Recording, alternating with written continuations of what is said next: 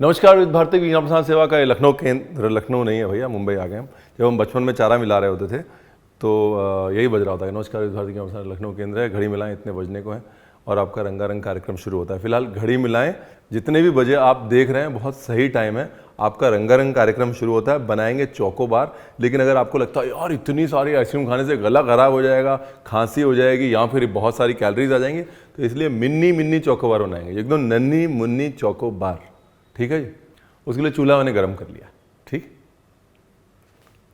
नहीं, चूल्हा तो गर्म ही होता है, चूल्हे पे पैन मैंने गर्म कर लिया।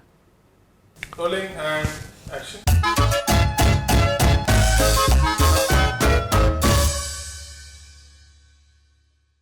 वो जो चूल्हा हमने गर्म किया है उसके ऊपर फिर हमने पैन गर्म किया है, उसके ऊपर हम क्रीम गर्म करते हैं।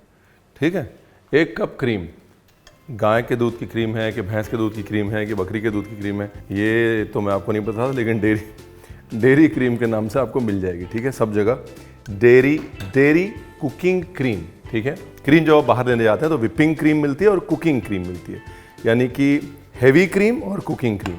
जो हैवी क्रीम होती है उसका फैट परसेंटेज 30% के ऊपर होता है, कई बार 37% भी होता है। वो अनस्टेबल होती है पकाने के लिए, क्योंकि इसमें चर्बी इतनी ज़्यादा होती है कि आप उसको पकाते हैं तो मक्खन अलग हो जाता है और बाकी चीज़ें अलग हो जाती हैं, तो बेसिकली घी बनाने के लिए अच्छी हो।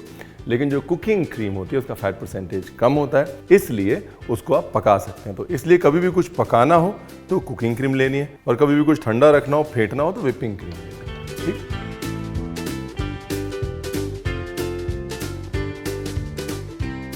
अब याद रखने वाली चीज़ क्या है? ये याद रखने वाली चीज़ है कि इसके अंदर होता है 400 gram condense milk. Milkmaid is equal to 400 grams, और इसमें हमने डालना है 200 ग्राम मिल्क में, 200 ग्राम यानी कि आधा कप। ठीक है ना? बस आपको सिर्फ मिल्क मेड यूज करते समय यही याद रखना है कि एक तो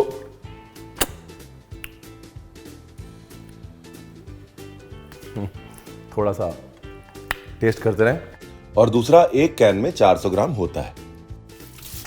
देखिए बहुत किस्म से आइसक्रीम बनती है। एक तो आप सीधा विपिंग क्रीम या विप्ड क्रीम में मिल्क मेड मिला के आइसक्रीम बना सकते हैं।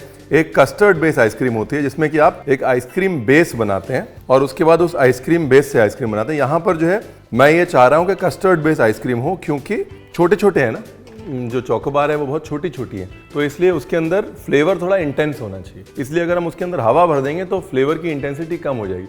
तो बेसिकली आपको ऐसा लगेगा कि रणवीर ने गुब्बारा खिला दिया, तो गुब्बारा नहीं खिलाना, आपको आइसक्रीम खिलानी है, इसलिए हम कस्टर्ड बेस बना रहे हैं इसको। ठीक है जी, ब्यूटीफुल। चाय भी नहीं बनानी इसको पका पका के, लेकिन थोड़ा पकाना है। और मैं हमेशा कहता हूं कि मिल्क मेड से जो क्रीमीनेस आती है आइसक्रीम में उसका कोई मुकाबला नहीं, बिकॉज आमतौर पे शक्कर को पका के आइसक्रीम में हम लोग डालते हैं। यहाँ पर शक्कर पकी हुई है और ऐसे पकी हुई है कि मिल्क शुगर्स के साथ, मिल्क सॉलिड्स के साथ पकी हुई है, इसलिए एक अमेजिंग टेक्सचर मिलता है आइसक्रीम को, और आपको टेंशन नहीं लेनी पड़ती कि आइस क्रिस्टल आ जाएंगे या ऐसा कुछ हो जाएगा। वैसे हमारा दिमाग वैसे ही चलता है ना सबका, जब कुछ समझ नहीं आता एक काम करो मिल्क मेड डाल दो। मम्मी घर पे गजरेला बना दी, एक काम करो थोड़ा सा मिल्क मेड डाल दो, है ना। कोई घर पे मिठाई बना रहा, एक काम करो थोड़ा मिल्क मेड डाल दो। जब हमें कुछ समझ नहीं आ रहा था तो हम कहते हैं थोड़ा मिल्क मेड डाल दो। फलूदा बन रहा है, एक काम करो थोड़ा मिल्क मेड डाल दो। अरे रबड़ी कम पड़ गई, एक काम करो थोड़ा मिल्क मेड डाल दो। होता है ना सबके साथ। ये लो जी, बन गया कस्टर्ड। अब इसके अंदर आप कार्डमम पाउडर भी डाल सकते हैं, हाँ, इलायची पाउडर भी डाल सकते हैं और वनीला भी डाल सकते हैं। वनीला मेरे पास पड़ा हुआ, वनीला मैं डाल देता हूँ। कुछ नहीं डालना तो कुछ मत डालिए, ऐसा कुछ कंपलसरी नहीं है कि डालना ही है। ब्यूटीफुल। अब इसके अंदर मैं आपको एक छोटा सा बेबी चीट बता रहा हूँ, किसी को बताइएगा मत। अगर अगर आता है ना, अगर अगर चाइना ग्रास जिसको बोलते हैं, थोड़ा सा सोक करके इसके अंदर डाल दीजिए।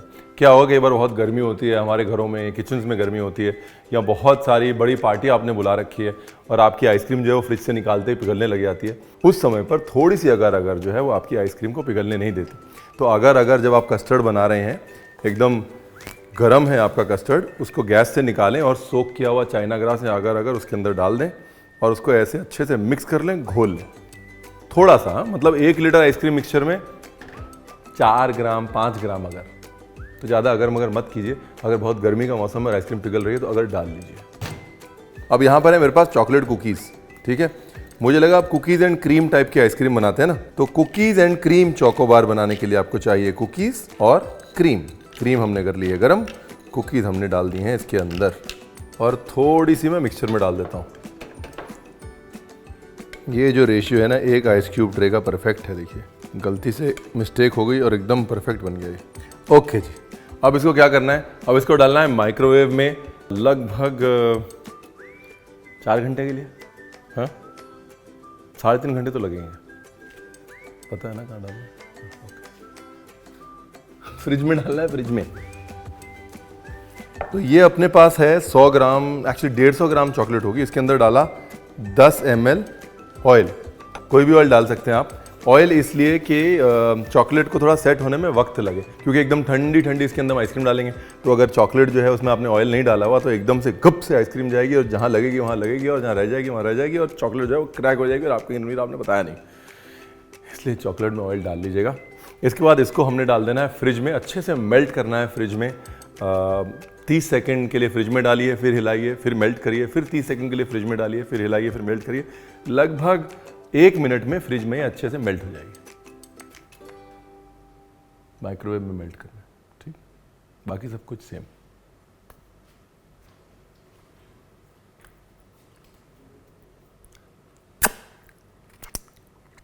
तो जी ये डब्बा जा रहा है फ्रिज में, नहीं माइक्रोवेव में नहीं, सच में फ्रिज में, बिकॉज हर घर के फ्रिज में एक ऐसे झांकता हुआ नेस्ले मिल्कमेड का टिन होना चाहिए ना।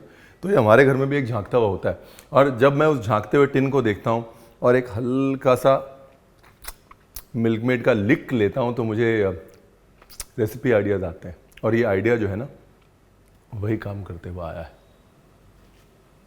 ये लीजिए, तो हम जो है फ्रिज से चॉकलेट निकाल लाए हैं। फ्रिज में हमने चॉकलेट मेल्ट कर ली है, और माइक्रोवेव से आइसक्रीम लाने का वक्त हो गया है। ये आ गई जी हमारे माइक्रोवेव से आइसक्रीम। अभी क्या करना है, अभी इसको ऐसे दबाना है, ऐसे करके निकालना है, और ऐसे करके डिप करना है। ऐसे घुमाते रहिए ताकि बराबर से कोटिंग हो जाए। और जब आपको लग रहा है कि देखिए अब चॉकलेट जमने लग गई है, तब अपने सामने स्प्रिंकलर रख लीजिए, चॉप बादाम रख लीजिए, उसमें ऐसे करके ये, एंड हियर वी गो।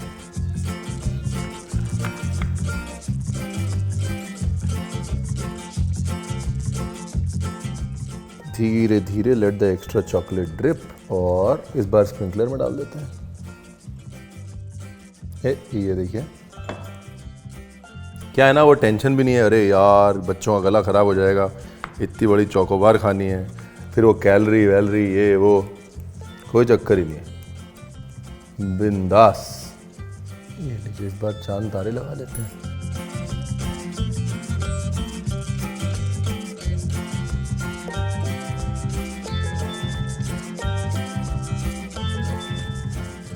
भाई ऑलरेडी मेरे मुंह में पानी आ रहा है यार, ये तो गलत बात है। और क्या है हमारे पास, हाँ ये रंग बिरंगे स्प्रिंकलर हैं।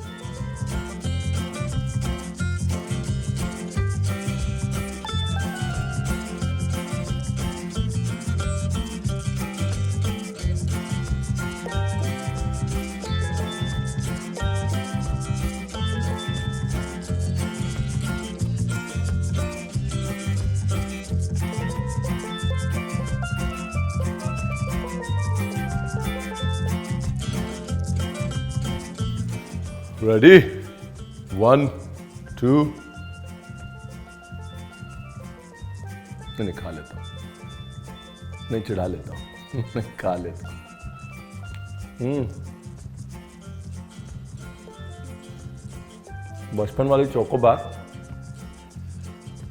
प्लस मिल्कमेड की रिचनेस प्लस कुकीज प्लस ये टेंशन नहीं है कि इसमें क्या गया है, क्योंकि जो भी गया है वो आपने खुद डाला है कि नहीं। बाकी गॉड इज ग्रेट,